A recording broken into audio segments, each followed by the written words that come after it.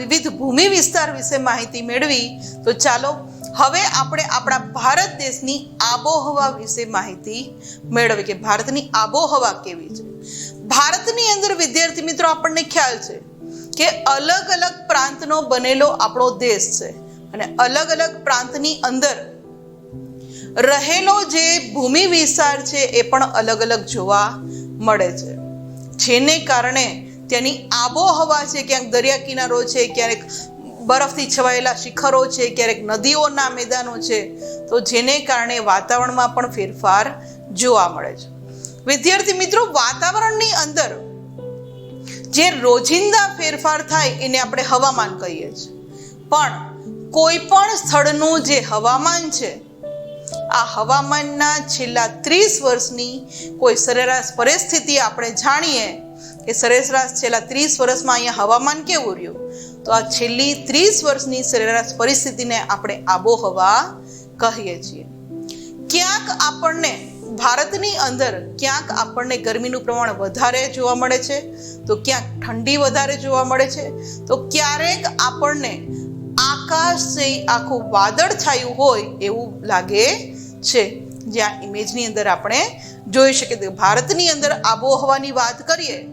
તો ક્યાંક ખૂબ જ ગરમી હોય છે, ક્યાંક ઠંડીનું પ્રમાણ વધારે છે, તો ક્યાંક 12 માસ આકાશની અંદર વાદળા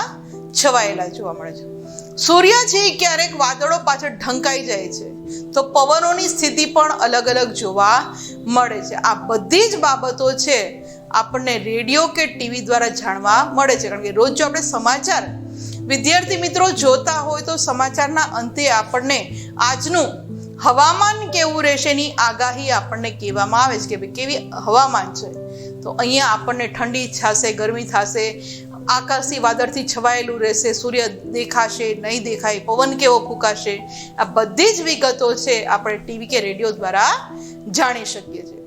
ભારતની અંદર વાત કરીએ વિદ્યાર્થી મિત્રો તો કેટલીક અલગ અલગ ઋતુઓ અનુભવાય છે કે જે આપણા ટેબલની અંદર જોઈએ તો સૌથી પહેલા